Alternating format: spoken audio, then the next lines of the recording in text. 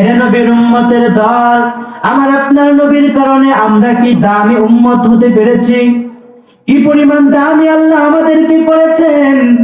আল্লাহর এক নবীকে আল্লাহ তাআলা নির্দেশ দিলেন, পয়গম্বর যান অমুক পাহাড়ে যান, অমুক পাহাড়ে যাওয়ার পরে দেখবেন একজন আবেদকে ইবাদত করতে।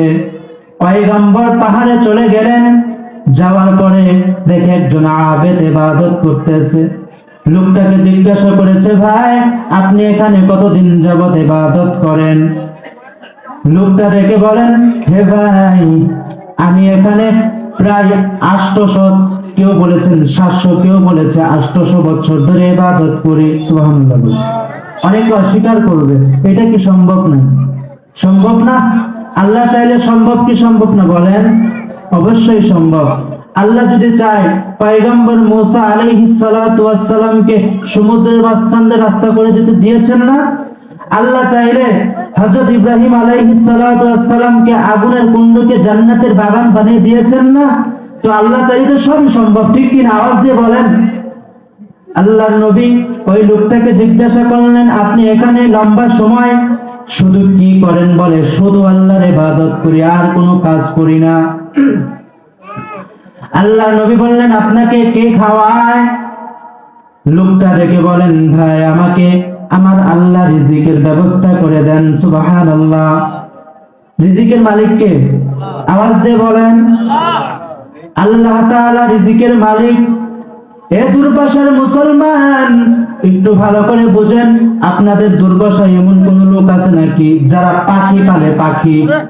পাখি পালে এমন লোক আছে না? আমার এক আত্মীয় পাখি পালে, যে পাখির প্রত্যেক সপ্তাহে এত বড় বড় দামি দামি প্যাকেট খাবার, এগুলো প্রত্যেক সপ্তাহে 1 প্যাকেট করে খাবার লাগে। বুঝতে পারতেছেন কথা?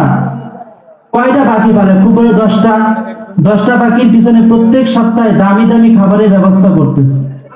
কিন্তু একটু তাকিয়ে দেখেন, এই যে খোলা আসমানে কত কোটি কোটি পাখি বসবাস করে, একটা পাখির খাবারের জন্য দুনিয়ার কেউ কোনো মানুষ নিযুক্ত নাই।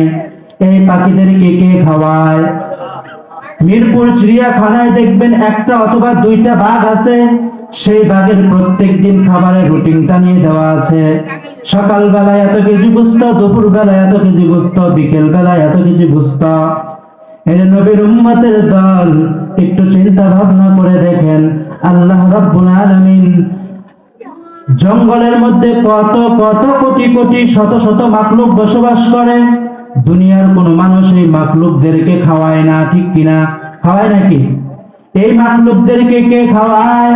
ওই আল্লাহ যদি সমস্ত মাখলুককে খাওয়াইতে পারেন, আমাকে আপনাকে কি আল্লাহ খাওয়াইতে পারে না?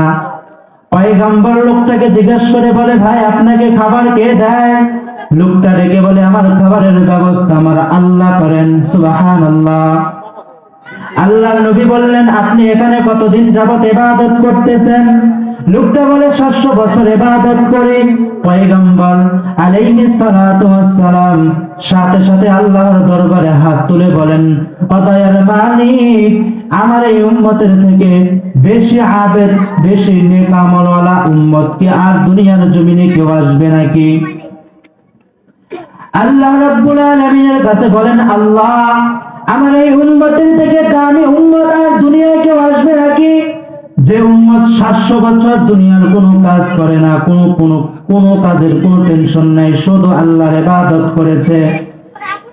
আল্লাহ তাআলা জানিয়ে দেন, হে পয়গম্বর আপনি ভালো করে শুনে রাখেন, আপনার এই উম্মত 700 বছর ইবাদত করে যে পরিমাণ নেক আমল অর্জন করেছে, আমার আখিরি জামানার মুহাম্মদ সাল্লাল্লাহু আলাইহি ওয়াসাল্লামের উম্মতের এক রাত্রি এমন একটি রাত থাকবে, এক রাতের মধ্যে যে পরিমাণ, এক রাতের মধ্যে যদি কোনো বান্দা বান্দি আমি আল্লাহর দরবারে দাঁড়িয়ে দাঁড়িয়ে ইবাদত করে, আল্লাহ তাআলা তার আমলনামায় এত পরিমাণ নেক আমল দিবেন।